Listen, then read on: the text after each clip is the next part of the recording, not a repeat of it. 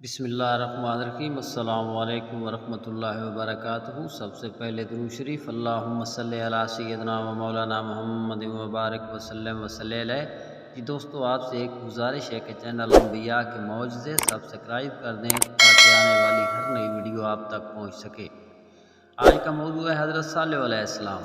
حضرت صالح علیہ السلام قوم سمود کی طرف آئے۔ آپ علیہ السلام بھی سمود قوم سے ہی ہیں۔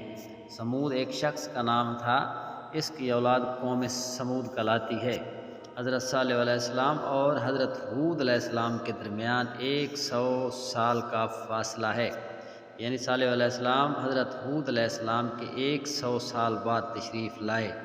حضرت صالح علیہ السلام کی عمر 280 سال تھی۔ حضرت صالح علیہ السلام نے قوم کو فرمایا اور سمود کی طرف ان کی ہم قوم صالح کو بھیجا۔ کہا، اے قوم، اللہ کی عبادت کرو اور اس کے سوا تمہارا کوئی معبود نہیں۔ اس نے تمہیں زمین سے پیدا کیا اور اس نے تمہیں بسایا۔ اس سے معافی چاہو، پھر اس کی طرف رجوع لاؤ۔ بے شک میرا رب قریب ہے، دعا سننے والا۔ جبکہ ان کے ہم قوم صالح نے فرمایا، کیا ڈرتے نہیں؟ بے شک میں تمہارے لیے اللہ کا امانت دار رسول ہوں، تو اللہ سے ڈرو۔ انبیاء کرام کی عادت شریفہ یہ تھی کہ جب نبوت کا دعویٰ فرماتے تو سب سے پہلے قوم کو بت پرستی کے چھوڑنے کے متعلق ارشاد فرماتے اور اللہ تعالیٰ کی عبادت کرنے کا حکم دیتے کہ اس کے بغیر کوئی معبود نہیں۔ پھر اپنی رسالت کا دعویٰ کرتے تاکہ قوم ان سے معجزات کا مطالبہ کرے تو ان کو معجزات دکھائے جائیں۔ پھر ان کے انکار اور باز نہ آنے پر اللہ تعالیٰ کے عذاب سے ان کو ڈراتے۔ پھر جب وہ اپنے کفر پر قائم رہتے تو اللہ تعالیٰ کی طرف سے ان پر عذاب آ جاتا۔ اللہ اکبر۔ اور آپ علیہ السلام نے اپنی قوم کو کہا، اگر تم چاہتے ہو اللہ تعالیٰ کی رحمت تمہیں حاصل ہو تو اللہ تعالیٰ سے اپنے گناہوں کی معافی مانگو، اس کی طرف رجوع کرو تو اللہ تعالیٰ کی رحمت تمہیں حاصل ہوگی۔ اللہ تعالیٰ کی رحمت ایمان والوں کے قریب ہے۔ اللہ اکبر۔ حضرت صالح علیہ السلام نے اپنی قوم کو کہا، تمہارا خیال باطل ہے کہ تم یہاں دنیا میں ہی آرام سے نعمتوں میں رہو گے، جس رب نے اپنی قدرت کاملہ سے تمہیں باغات، چشمے، کھیتیاں اور نرم و نازک شگوفوں والے کھجور کے درخت دے رکھے ہیں، وہ یہ لے بھی سکتا ہے۔ تمہیں دنیاوی نعمتوں پر ناز نہیں کرنا چاہیے اور آخر دنیا کو چھوڑ کر بھی جانا ہے۔ تم بڑی مہارت سے پہاڑوں کو تراش کر گھر بناتے ہو، اس وجہ سے بھی تم شاید یہی سمجھتے ہو کہ تم نے دنیا میں ہمیشہ رہنا ہے، لیکن تمہاری یہ سوچ سراسر غلط ہے۔ حضرت صالح علیہ السلام کی تبلیغ پر کچھ لوگ ایمان لے آئے اور دوسرے لوگ اپنے کفر پر قائم رہے۔ اس طرح دو گروہ بن گئے، آپس میں ایک دوسرے سے بحثوں میں الجھے رہتے تھے، لیکن ایمان والوں کی طرف سے جھگڑا دین کے حق ہونے میں ہوتا۔ یہ جدال حق ہے۔ صالح علیہ السلام کی تبلیغ پر قوم کے انکار اور آگ کے عذاب سے ڈرانے پر قوم کا یہ کہنا اور بولے، صالح ہم پر لے آؤ جس کا تم وعدہ دے رہے ہو۔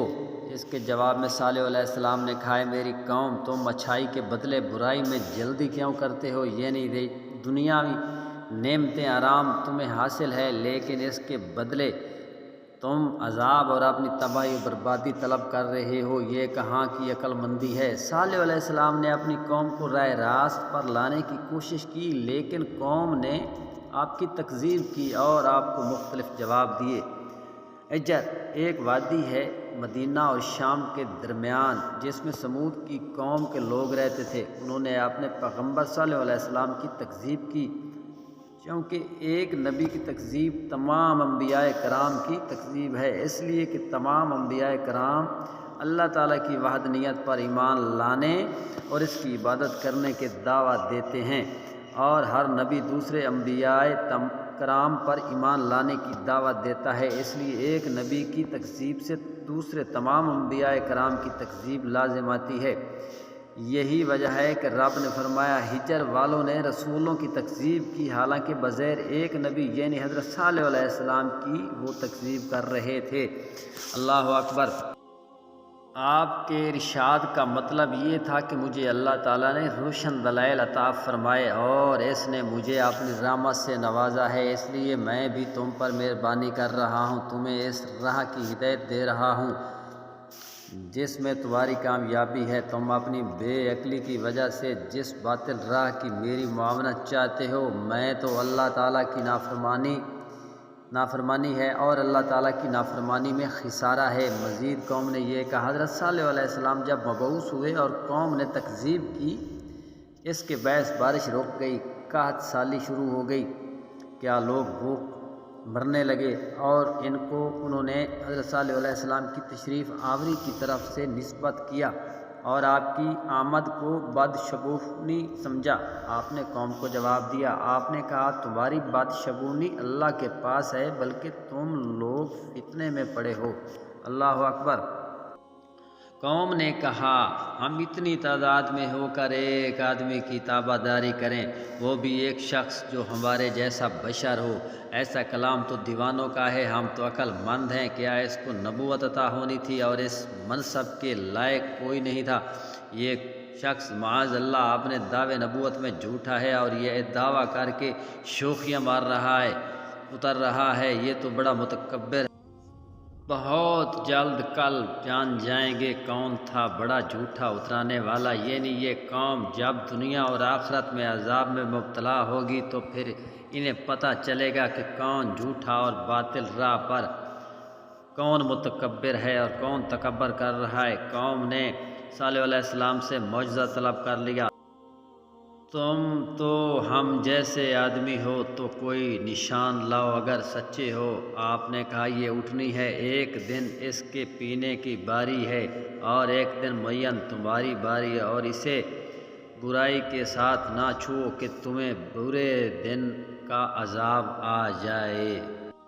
قوم عاد کے بعد اللہ تعالیٰ نے قوم سمود کو آباد کیا، ان کی لمبی عمریں عطا کی اور وہ پہاڑوں میں بڑی مہارت کارگری سے تراش کر گھر بناتے۔ رب تعالیٰ نے ان کو خوشحال بنایا، مالی وسعت عطا کی تو انہوں نے رب تعالیٰ کی نافرمانی شروع کر دی اور زمین میں فساد برپا شروع کر دیا۔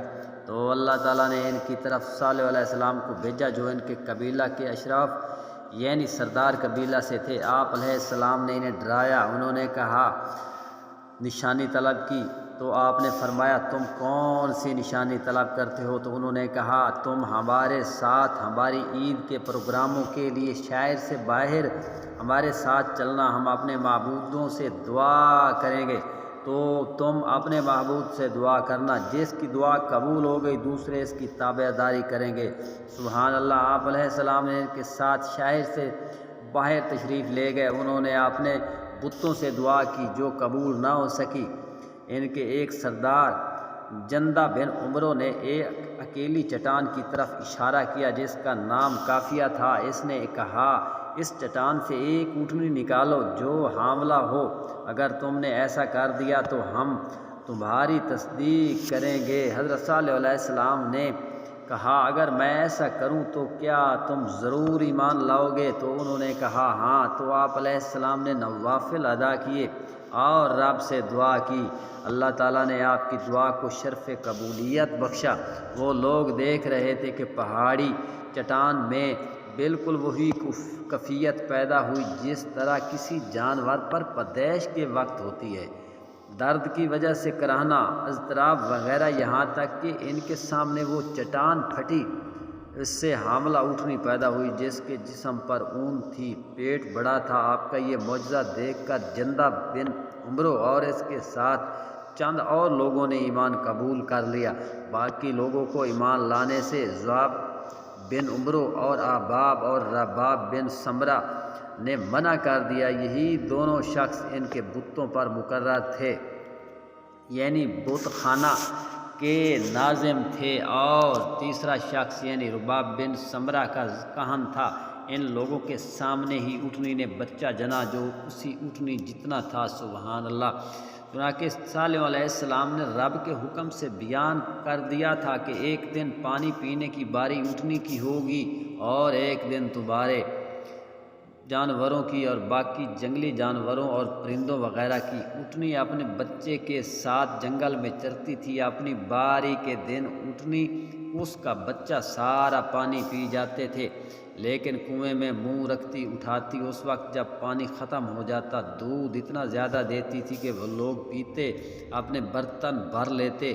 وہ اونٹنی گرمیوں میں وادیوں کے ظہری حصہ میں چرتی تھی تو اونٹنی کو دیکھ کر ان کے جانوروں کے نشیبی اندرونی حصہ میں بھاگ کر چلے جاتے۔ سردیوں میں وہ اونٹنی نشیبی حصہ میں چرتی تو ان کے جانور بھاگ کر وادیوں کے بالائی حصہ میں آ جاتے۔ انہوں نے اس صورتحال سے بہت مشکل درد پیش آ رہی تھی۔ انہوں نے اس اونٹنی کو اپنی راہ سے ہٹانے کا فیصلہ کر لیا، اسے مار دیا جائے تاکہ ہمیں اس سے نجات حاصل ہو۔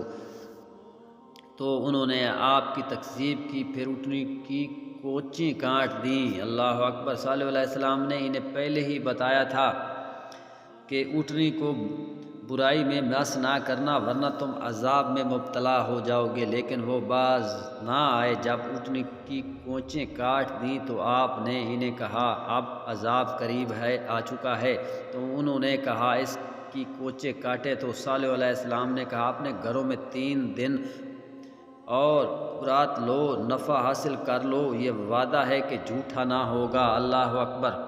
جب صالح علیہ السلام نے انہیں ڈرایا اب صرف 3 دن تمہارے اپنے گھروں میں رہنا اور نفع حاصل کرنا ہے، پھر تم عذاب میں مبتلا ہو جاؤ گے، تو قوم نے کہا کہ وہ 3 دن ہم پر کیسے گزریں گے؟ آپ نے کہا پہلے دن تمہارے چہرے زرد کیے جائیں گے، دوسرے دن ان کا رنگ سرخ ہو جائے گا اور تیسرے دن سیاہ ہو جائیں گے، چوتھے دن تم پر عذاب آئے گا۔